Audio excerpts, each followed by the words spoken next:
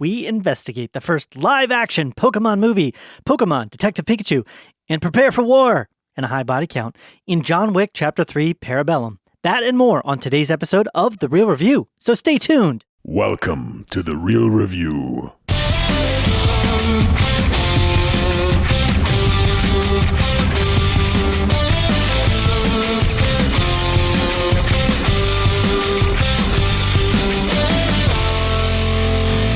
Welcome to The Real Review, sponsored by Parametric and Lazy Ape Studios, where you get some of the latest happenings, real thoughts, and perspectives in the world of film and television.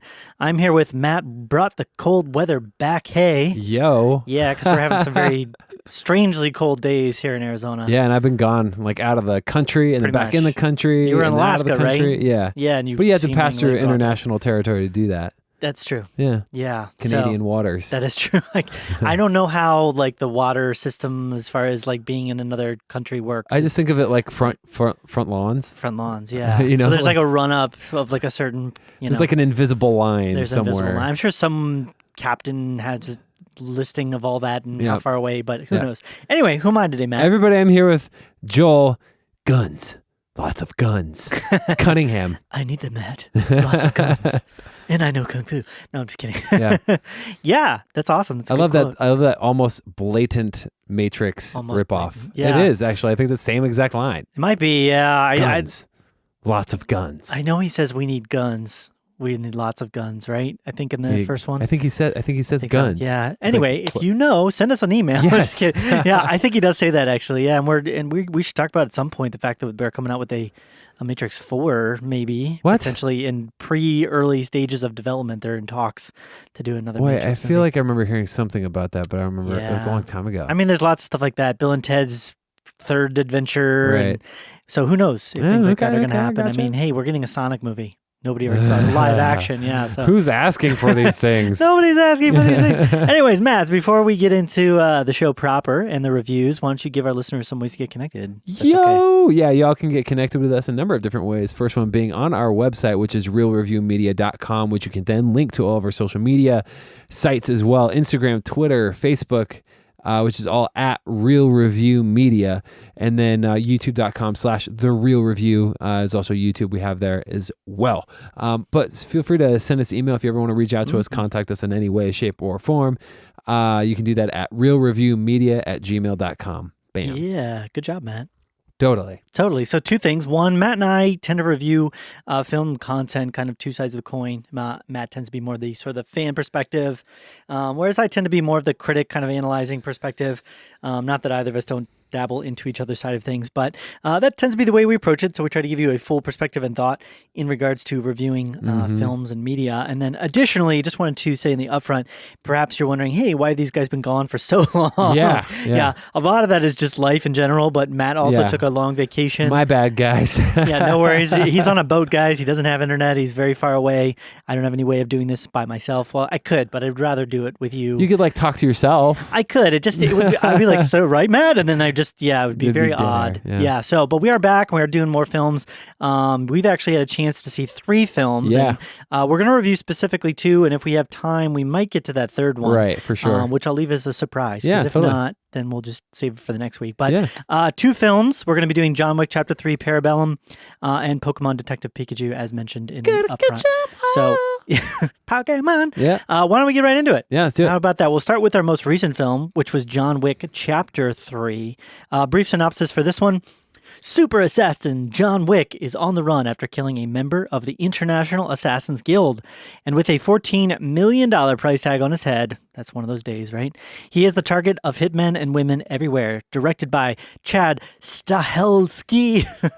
Stars Keanu Reeves, Halle Berry, Ian McShane. There's a whole slew of actors that kind of pop up throughout this project. Lawrence Fishburne's also in there. Asia Kate Dillon, who I haven't seen in too much. Lance Riddick.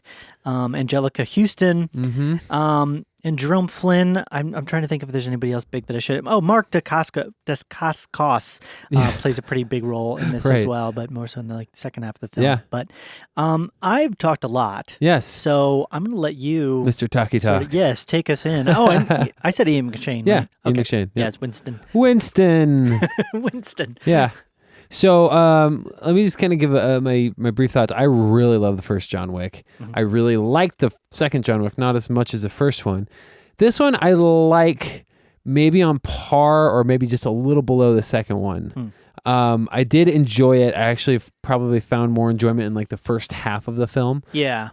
And there's elements, I mean, not to say, let me say this movie is not bad. I enjoyed a lot of this movie, but I think that overall the first two films were better. This one, I think the first half is better than the second half and kind of how they wrap it up a little bit. Yeah. But yeah, I found a lot of enjoyment. I went with my family, my whole family. Actually, it was a really weird thing. We never go to movies anymore, but just happened to work out that way.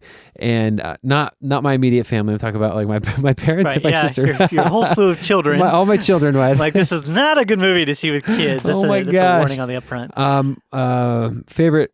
Favorite scene involves knives, which I really enjoyed. Oh, I love that scene too. Yeah. Trying going closer to the beginning of the film. Yeah, that's great. And the library. So other than that, I enjoy this. I think this. It kind of adds to the mythology of who John Wick is a little bit. I think even a little bit kind of silly at the end a little bit, but I overall I still love that everybody. There's a line I think encompasses what I feel about John Wick and why I love John Wick. They say at the beginning of the movie, he's like, all of New York City against John Wick or whatever. Sounds about even. Yeah. You know, I was like, 50-50, yeah. I like that. But I think I like the first two better. Yeah. I don't know. Overall, I thought it was, to throw a couple of positives out there. Keanu, this is him. This is his role. This is the best role. I'm just going to say it. I mean, I love his Neo role, but I only really count the first Matrix. So that's why I'm going to give him this 3-film arc. I like this as an action. You didn't like him in Dracula? Dracula? Oh, no, come on. Wherefore art thou, Dracula? Why doth thou sucketh my blood? Whoa, Socrates. So I love Keanu in this role. I actually really liked Halle Berry in this role too. I feel like she did better than what I've seen her in the last couple of films. Yeah.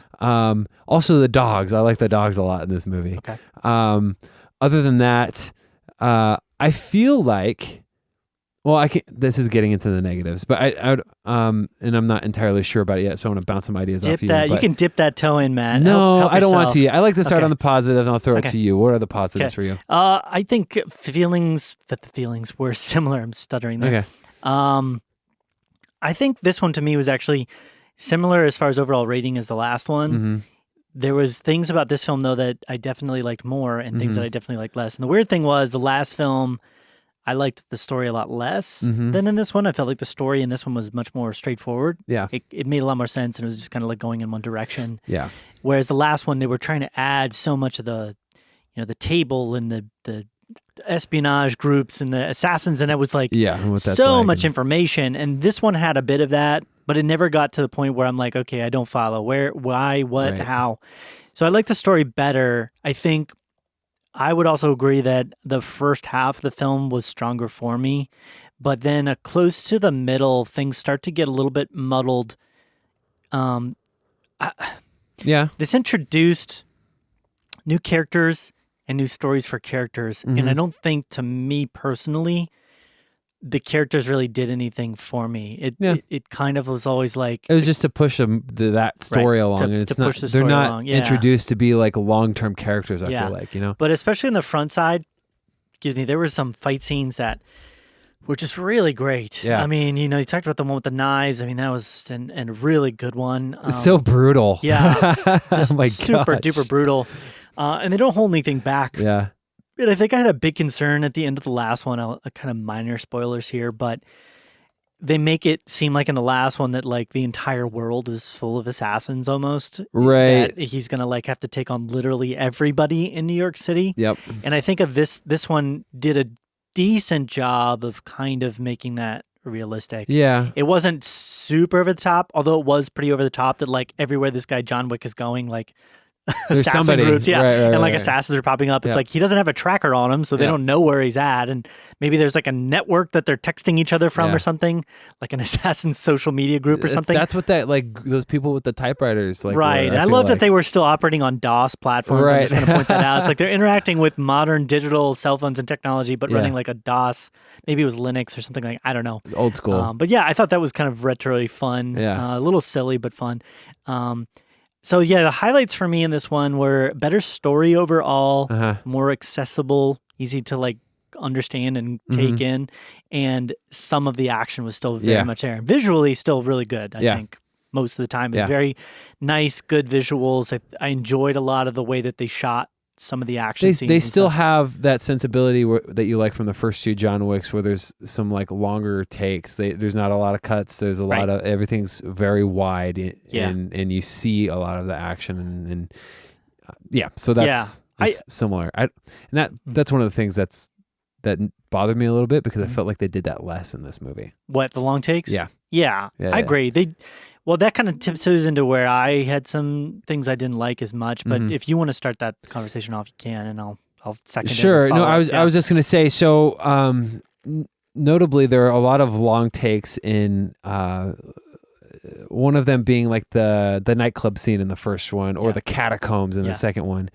Not the catacombs, whatever that was, tunnels or whatever that was.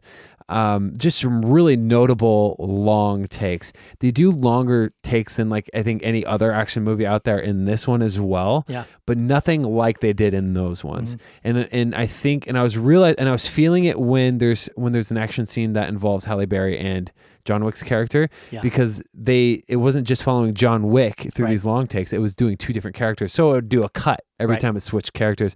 And then there'd be a semi-long take, which is cool. I like seeing that. But there was just something about those super long takes in the first two where you're just following John Wick and he takes out like 52 people. Yeah. And it's just like, wow. This one, they take out more people, but there's just more cuts in between. The body count's definitely higher on this one. Right, for sure. Yeah. I would agree with that. I think that kind of definitely leads into the point that I had a bit of a little dislike for in the film, which was the usage of the secondary characters in the action scenes specifically. Yeah. I kind of get why they did it, because maybe they're like trying to say like, hey, there's more to the story than just John Wick, and they want to connect it with different people. But the film's called John Wick. Yeah. And when you have big action set pieces, and they spend almost half to maybe more than half of those scenes with another character like Halle Berry, or I forget the desk attendant or concierge in sort of the second half. Yeah, I forget his name. Yeah. Winston's like guy. It removes some of the interest that I have in the fight scenes, because these are like characters that I haven't gone through two prior films with. Yeah. I don't necessarily know if they're going to be in the film for long term, but I don't know their backstory the same way. I'm not connected in the same way. And the other thing was, and this is probably just me, but the way that I was seeing it was, I don't need to see how capable these people are at fighting, because it kind of lessens the impact of John Wick's capabilities. Right. Like if he can just randomly have people join with him and get in these giant fight scenes, and they're basically doing exactly what he's doing in the same way that he's doing it, then it's kind of like, well, why is John Wick known as this like amazing assassin then? Right. So it kind of cheapened his role. And it also removed some of that suspense that I get with following his character all the way through a fight. I thought it jumped around. That's a good point that you bring that up, and I'm definitely, I like this movie, and it might be coming off as I'm feeling a little bit more negative than usual, but I feel like that's where the silliness happened at the end of the movie, where you have this legend like John Wick, and people know he's a legend, and people are talking about him, and I'm not spoiling anything, but there's instances where he could have died. Oh yeah, he could have been killed. Oh yeah, but for the sake of having a silly like recognition moment, right? He wasn't. I didn't like that either. I didn't like that because I felt like it, like you said, it cheapened like his role as the Baba Yaga, as the boogeyman. Yeah. You know, like I was like, what? Yeah, it was strange. I agree. It like bordered on self-referential. Right. Like it was almost like these are guys that are outside of this film world looking at the character, saying like, oh, look how special he is. Yeah. I didn't like that. I thought there was one character who kind of does a fairly Zero does that a little bit, but he does that in a playful kind of fun way. Yeah, but there's other characters that do that, and it's not... The raid guys is what they are. Yeah, I mean, what I want to see, and maybe this is selfish or silly of me to think, is like John Wick goes into a room and he's in control of the room. Right. Pretty much no matter what scenario and situation he is. And that the problem with that is you have to show like signs of weakness. Mm-hmm. You have to show signs of need. Otherwise, the characters like look weak and undeveloped. Yeah. But you do that. You accomplish that through him getting hurt Yep. and damaged and getting Yep. attacked and having to struggle and it being really difficult for him. Mm-hmm. You don't accomplish that through him like literally having moments like you're talking about where he could just be killed Yeah. and people are just deciding, because there's a couple other moments where he could literally just be killed, Yeah. but because the plot demanded it, he didn't get killed. Right. That happens at least I think 2 other times with like meetings that he has with people where Yeah. they're just standing there and they could just kill him and they don't. Yeah. So yeah, I think as far as like an entry into the franchise, Mhm. and it seems like they're probably going to keep this going for a little while now. It was good, and it did a little bit to kind of bring the story forward into sort of the next stage. And I Yeah. did like, not to spoil it, but I did like how it kind of tied into his backstory a bit. Yeah. It gave you some information of why he's maybe as skilled as he is, Right. and kind of where he learned some of those Yep. abilities. I like that. That was Angelica Houston stuff. Yeah. Yeah. Yeah. And that was enjoyable, although the results of his role with those people were not anywhere near as harsh as I think how they made it sound or Right. seem. I was like, oh, I thought they were just going to do, When it came get rid of it. to, there's a certain scene with a toenail. Oh, that And was it's not gross. even like a violent scene, but I was like, ugh, Yeah. I don't like this. Yeah, I didn't like that either. Because you're just looking at that like, what's about to, yeah. yeah. I mean, that's realistic. I've heard of, Yeah. I have a few friends Yeah. that, do like ballet dancing and stuff, and they've talked about that with me, but yeah, too much info. Yeah. But I liked that element of kind of tying in his backstory, but I think as far as like overall, what I really like this film, it's like, I was like, if you like the last one, then you'll probably like this one. Here's the thing. know? I like the last one, but I like the last one better than this one. I Yeah. think I want there to be I want it to go back, because the one thing I really like about this is why the first John Wick's my favorite is Yeah. it's a standalone. It is. And the second one picks up where the other one left off and has a cliffhanger. This one picks up where the other one left off and has a cliffhanger, like a continuing saga, and I get that. Yeah. And what's really funny, and I kept reminding myself of it last night when they were talking about it in the movie, is that it's all this from the last 3 movies have been within just a span of a couple weeks. Oh, I know. And I'm Yeah. like, oh yeah, wow. I thought about that too. A couple. I'm like, doesn't this guy ever sleep? I know. Like he never goes to the bathroom. Right. He never sleeps. What does Like he he eat? never eats. Yeah. Yeah. Does he just have weird digestion and he just doesn't need to sleep at all? I thought about that too. Yeah, so I'm like, how about we have a John Wick movie where it's been a year, Yeah. and he's recuperated fully, and he's Take like some at the time. top of his game, Yeah. as opposed to being exhausted Yeah. from like just running around for the last 3 weeks. or Oh, I whatever. agree. So, and this would be the last thing I would say, and then we can probably move on Yeah. and give our thoughts on our score. But I think because the body count was higher Yeah. in this one for sure, the action started to feel a little bit more draggy. But it's because it wasn't all John Wick's body Right. count. I But think it's like showing the same, like you can only see 16 guys get shot in the head so many times yeah, from different people before you're just kind of, okay, another guy gets shot in the head. And they did have moments where they kind of like invented Yeah. different set pieces Yeah. and was creative, but horses, death by horse. Death by horse. That was probably one of my favorites. The horse stuff was great. The I knife was stuff like, was oh good. my gosh, Yeah, it was literally, and I know you liked the involvement of the dogs, I but did. that just got really, I'm like, okay, well, dogs are powerful, but you can just, not to be, crass, but like shoot the dog. It didn't make any sense where a guy's getting like bit in the leg and he's got like a gun in his hand and he's just going, like you can shoot the dog, like it doesn't, I don't know. It just felt like a Had little body silly. armor. Yeah, he had body armor, but like I don't know, that started to feel a little draggy to me. Yeah, it And happened again- a lot. Yeah, And maybe it's also because I just didn't, not that they weren't good characters, but I wasn't as connected to them, so I didn't really Sure. care to see how I think if they had like maybe something really bad had happened to them and it had been another reason for John Wick to Mhm. have to cause vengeance, Yeah. then that would have been interesting. yeah. Okay, so what, Cool. why don't you give your overall percentage? I'm trying to think what I gave the last one. I can't remember, but I'm gonna give this. I'm gonna give it an 85. B. Okay, wow. Yeah. That's higher than I thought, Really? actually. I thought it was going to be a little lower. No, yeah. I gave the last one. If I gave the first one to John Wick, I really like probably like a 93. I gave the last one maybe an 89. So I'm gonna Yeah. give this one 85, probably 84. So just a standard B. Okay. I think, yeah. I'm bouncing back and forth. I think I'm going to stick with the 80%. Okay. Yeah. So it's still in the B minus range in the B's, Cool. but I will watch the next one. Yeah. I think I'm excited too, but it is getting a little like, all right, how many John Wicks here? I agree with what you're saying. This will be my last thought. He needs a break. Yeah. So let's give John Wick like a little time. Recuperate. I mean, get some Starbucks. He's not the man he used to be, So I think seriously, maybe, take a bubble bath, relax a little bit. Go see a proper doctor. Exactly. Yeah. Cool. So with that, then we're going to move into our next film, which we both had a chance to check out. It's a pretty fun one.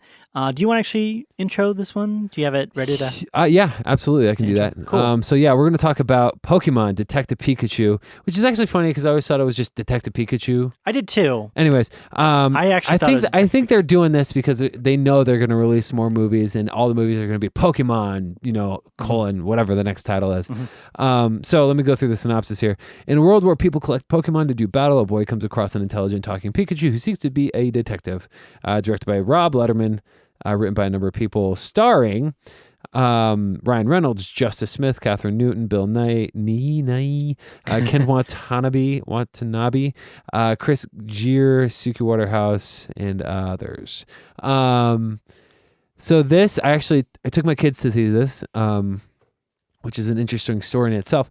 But I like this movie. I liked it. I didn't love it, but I enjoyed it. I found enjoyment of it, and I played the Red and Blue Game Boy games like big time when they came out. Yeah. And that was like my jam for a really long time. Yeah, I was yellow. Yeah. I went yellow. That's when I first jumped in. Oh, I jumped in when they came out, and I was like, and I wanted yellow too because yellow was like they had a little Pikachu follow you around, and I never got it. But the Red and Blue, I remember playing, and I needed to get both of them because you can't get all of them unless you have both of them. And then you had to trade if you wanted to get them. Right, exactly. Really not easy, yeah. And so there's a lot of that like nostalgia factor that I really liked. And when they announced this movie coming out, I was like, oh, that sounds weird. Why would the first like live action Pokemon be something called Detective Pikachu?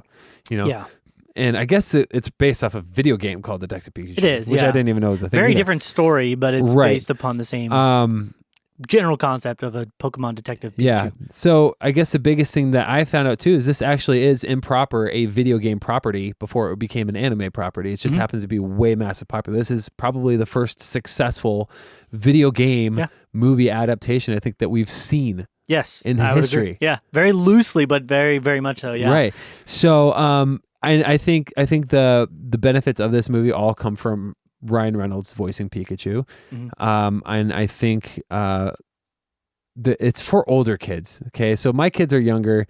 There are, I wouldn't say they're for young kids because there's a lot of jokes in here that I do not think even older kids are really going to get. They have there's like a drug joke. I was like, hopefully they don't ask about that later, so I don't have to explain that. I mean, those mostly come from Ryan Reynolds, right, Pikachu. And really fast banter. And that's like the kind of like Deadpool-ish talk that he has, and a lot of it works out in a really way. But I think the Pokemon like realization of how they come to life is really cool. I like that. There's elements I wish they would have had more of, but I feel like they could potentially do that in the future with some other elements. I enjoyed it. I liked, my favorite part was probably the city and seeing how Pokemon were just kind of incorporated and involved in so many different ways. Yeah. And it felt like it was like a real breathing city that had, Pokemon living in it. And I thought that was cool. There weren't a lot of like really funny moments that I was thinking. There was one time that I laughed out loud, really loud. Yeah. But all the other times that were funny, they like made me like kind of like, smile a little bit. I was like, oh, that's clever.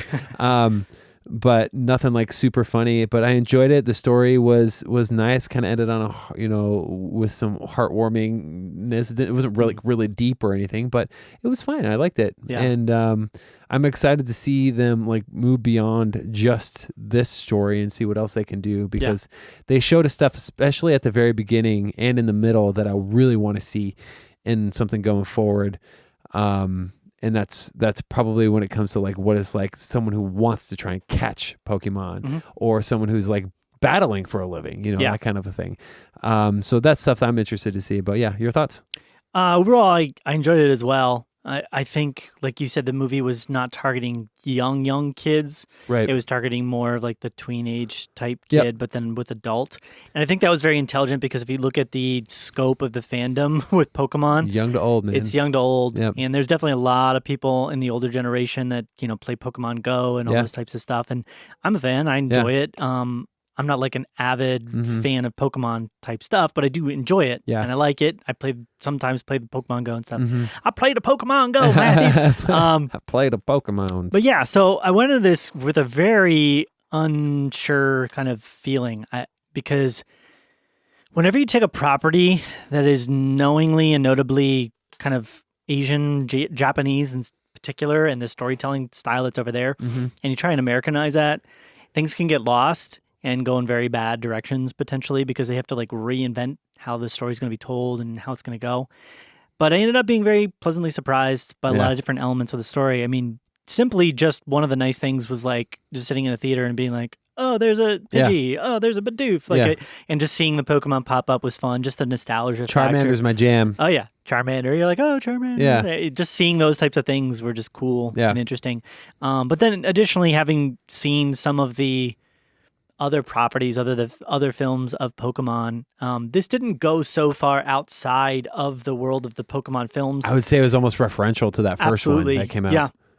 The cool thing is like a lot of the Pokemon movies generally tend to deal with kind of like evil scientist or businessman kind of trying to take over the world or something like that. And this kind of tiptoed into that. It was like the evil scientist, the Pokemon Or dealing with like a research strong bias or prejudice against Pokemon or Pokemon against humans. Exactly. That's like a huge element for the stories as well. And so this kind of dipped into all that. I think one of the things that they added to this one, which was more American, but was an important thing and was good for the character, was the fact that like the distance between him and his father and family and the importance of family.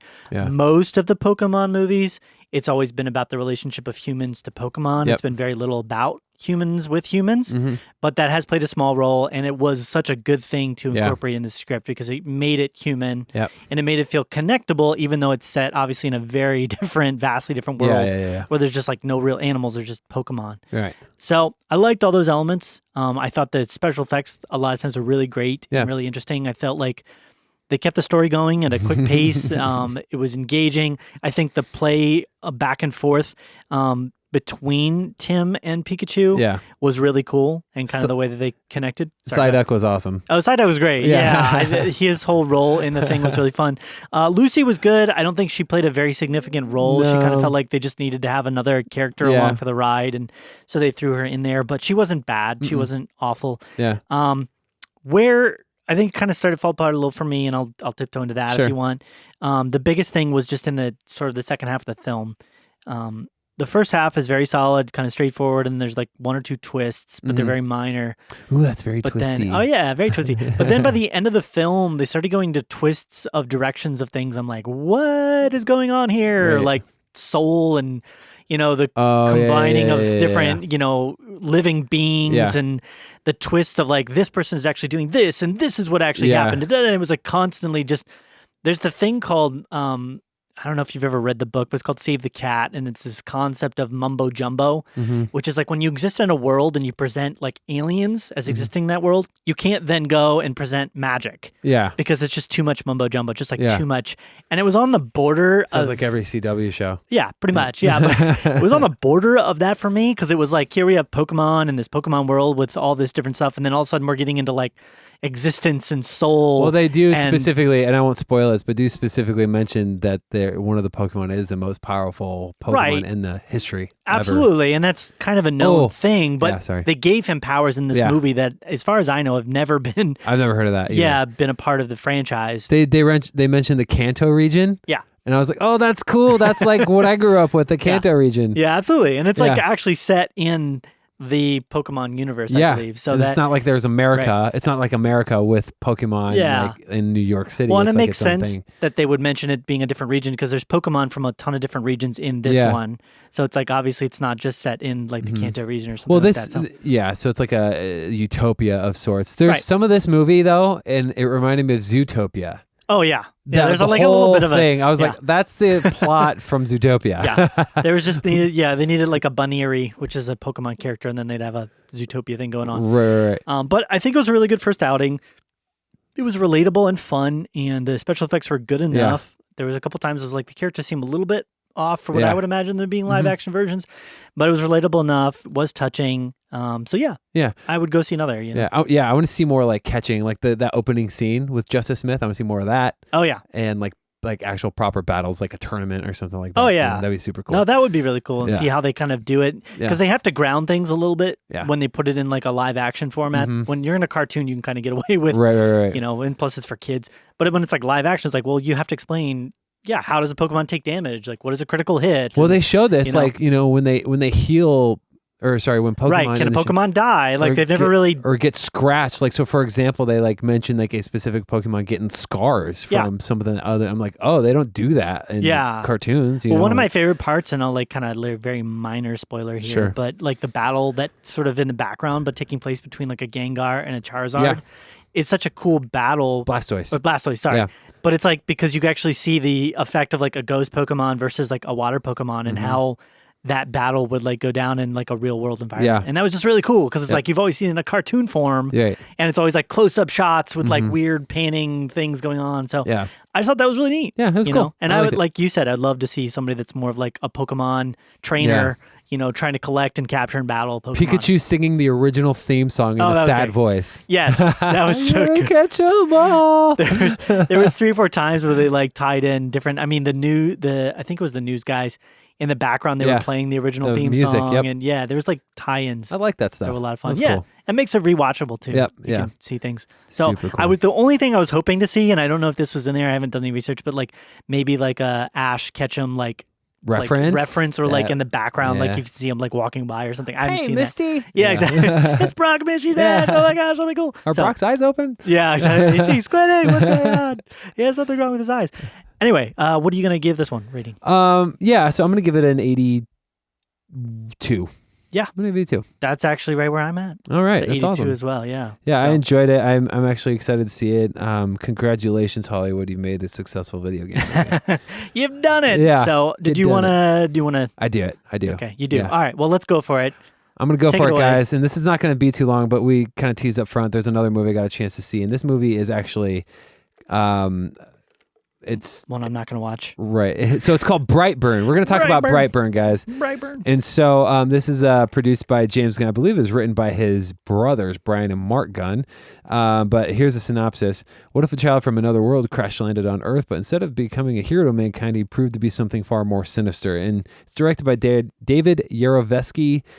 Stars Elizabeth Banks, David Denman, Jackson Dunn, Abraham Clinkscales, Christian Matt Jones, and a number of other people. But I like the one thing that I thought was interesting, and this is clearly they talk about in the description, it's clearly in their marketing. This is like what if what if Superman grew up to be evil? Yeah, kind of a thing. Yeah. And that's exactly what this movie, like that's exactly the direction it goes. I will say, after watching it, try not to watch the trailers, guys, because so much of the movie is in the trailers. I'm baffled.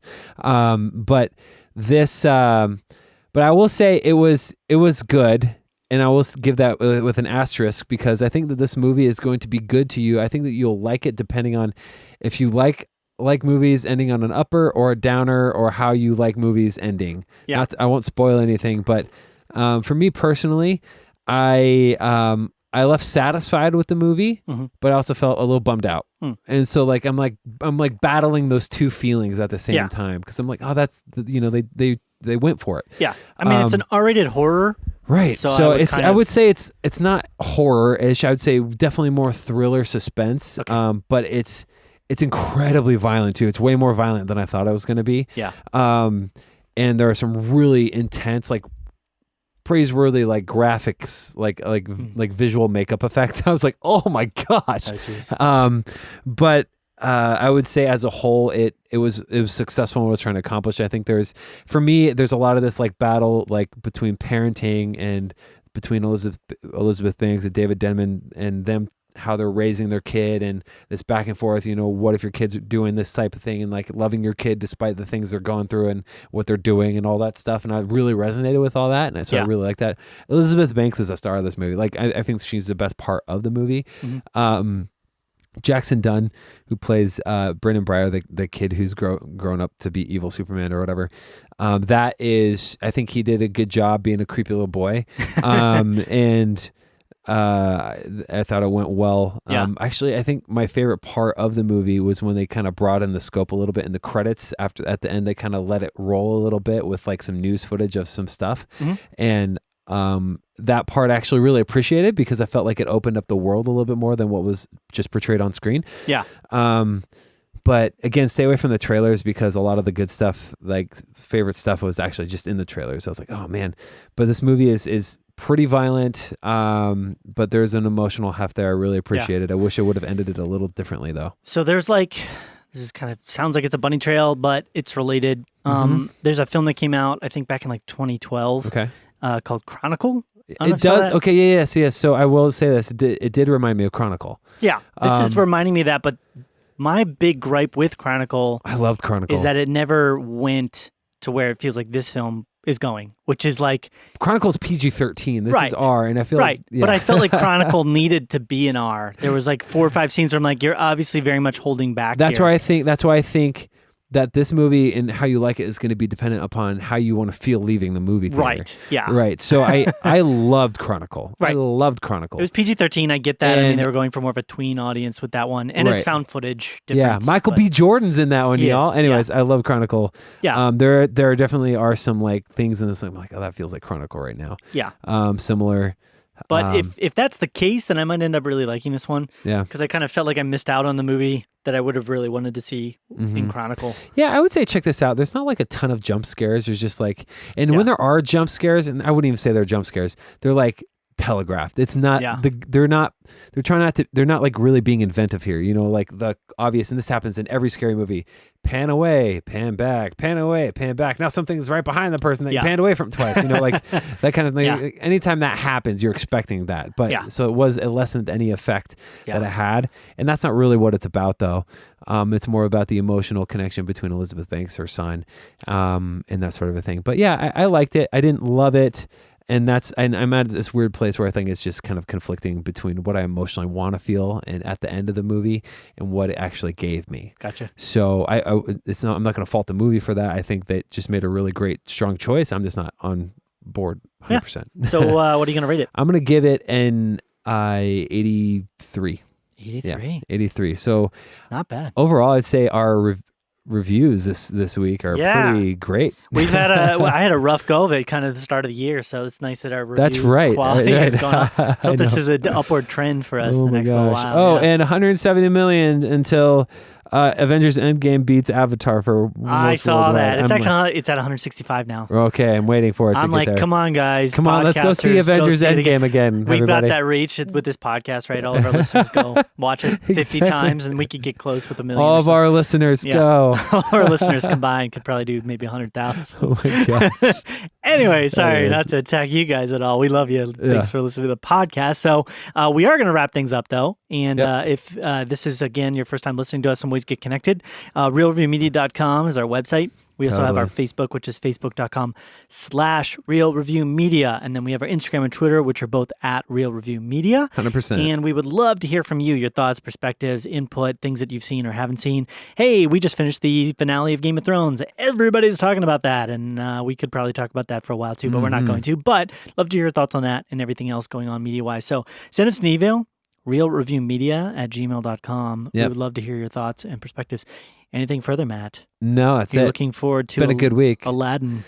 Maybe. I don't know. So I'm hearing that the trailer is like misrepresenting the film a little bit. So I'm going to hold to that hope. Cool. Yeah. All right. Well, I'm holding out hope as well. Okay. All right. It's been real. It's been real.